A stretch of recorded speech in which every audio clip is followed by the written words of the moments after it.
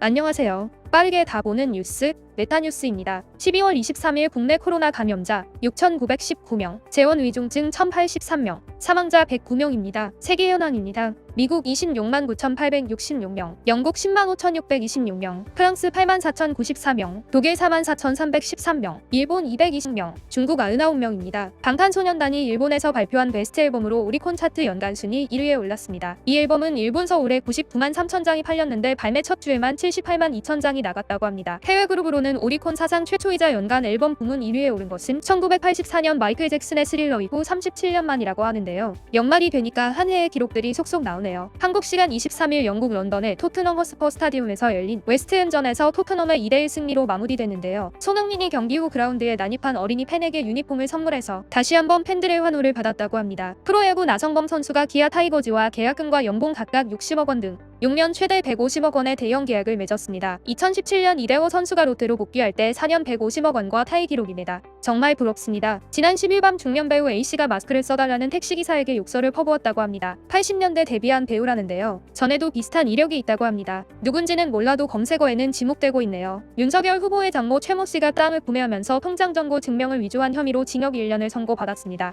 이 건은 지난 2016년에 최씨가 인정한 사건이지만 검찰은 4년 동안 수사하지 않아 봐주기라는 의혹을 받아왔습니다. 최씨는 지난 7월에도 요양병원 불법 운영 혐의로 징역 3년을 선고받았는데요. 윤 후보의 앞길이 험난해 보이네요. 윤석열 후보 측과의 마찰로 선대위를 떠난 국민의힘 이준석 대표는 윤석열 후보 핵심 관계자 이른바 윤핵관 중 한 명으로 장제원 의원을 지목했습니다. 당 밖에서는 이준석 대표 사퇴를 요구하는 집회와 페미니즘의 선봉장이었죠. 신지혜 부위원장을 규탄하는 기자회견이 동시에 열렸습니다. 당이 진짜 둘로 쪼개졌네요. 윤석열 후보가 전남 선대위 출범식에서 80년대 민주화 운동 중에는 수입해온 이념에 타협한 면이 있다라는 발언을 해서 논란입니다. 또한 정권 교체를 해야 되겠고 민주당에는 들어갈 수 없기 때문에 제가 부득이 이 국민의힘을 선택했다 라고도 발언하여 당을 대놓고 저격한 거 아니냐는 논란이 있습니다. 이틀 연속으로 실언에 대해 당도 당혹스러워하고 있네요. 경선 이후 자맹하던 이낙연 전 민주당 대표가 이재명 후보와 선대위 출범 51일 만에 전격회동을 하였습니다. 또한 통합위원회 공동위원장을 맡았습니다. 이재명 후보는 탈당 인사들의 복당과 열린 민주당의 합당 추진도 선언했습니다. 대장동 개발 당시 사업 실무를 맡았던 김문기 성남도시개발공사 개발처장이 21일 저녁 사무실에서 숨진 채 발견됐는데요. 이재명 후보는 시장 재직 때는 김 처장을 몰랐다고 하며 경기지사 시절 대장동 관련 선거 유세 문제로 재판받게 된 뒤에 알았다고 해명했습니다. 야당은 선택적 기억이라며 공세를 이어갔습니다. 대체 왜 목숨까지 버려야 했는지 참으로 안타깝습니다.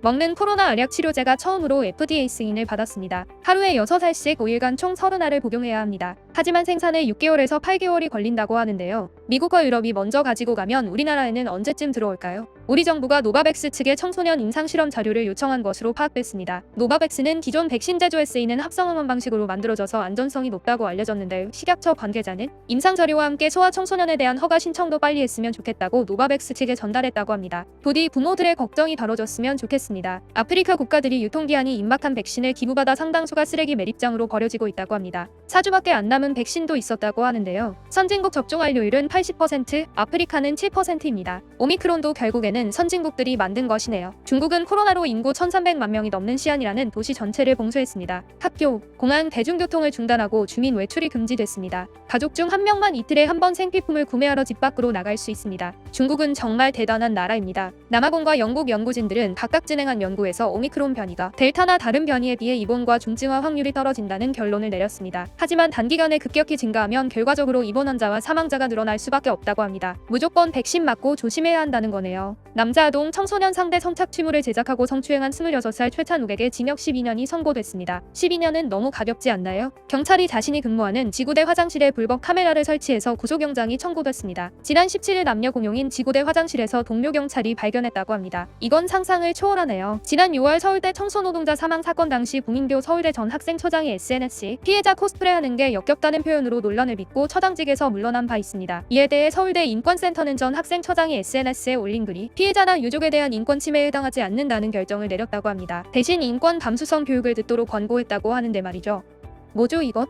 정부와 여당이 어려움을 겪는 소상공인을 위해 카드 수수료를 인하하기로 했습니다. 특히 예언 매출 3억 원 이하 영세 가맹점의 카드 수수료가 40% 정도 줄어들 것으로 예상됩니다. 이것도 좋지만 방역 지원 더 현실적으로 해야 할 것 같아요. CJ대한통운 택배기사들이 28일부터 무기한 총파업에 들어간다고 합니다. 노조 측은 과로사 방지하라고 올린 택배 요금을 회사가 이윤만 취하고 합의행을 하지 않다고 주장했습니다. 사측은 일방적인 주장이라고 하는데요. 이게 사실이라면 CJ는 좀 심하게 혼나야겠죠. 내란 선동 혐의로 대전 교도소에 수감 중인 이석기 전 통합진보당 의원이 24일 오전 가석방됩니다. 국민의힘은 헌법가치 해지가 없는 정권이라고 비판했고 진보당은 정치 탄압 피의자에게 사면이 아닌 가석방을 결정한 것에 분노한다고 했습니다. 8년 3개월 복역이면 오래 있긴 했네요. 만취 음주운전하던 30대 남성이 경남 거제 양정터널 안에서 역주행하다가 차량 2대를 잇따라 들이받아 20대 운전자가 숨졌습니다. 피해 운전자 2명은 모녀지간으로 각자 차를 타고 귀가하던 길이었습니다. 이렇게 또 한 가정이 망가졌습니다. 음주운전은 가혹할 정도의 처벌이 필요할 것 같아요. 무토 마사토시 전 주한 일본 대사가 21일 일본 웹진에 올린 기고문에서 주한 미국 대사 11개월의 공백은 문재인 정권의 외교 때문이라고 했습니다. 또한 자신의 정치적 욕망만으로 외교 판단을 내려온 문재인 정권이라고 주장했다고 하는데요. 이에 외교부 당국자는 부적절하다며 일축했습니다. 일본이 일본했네요.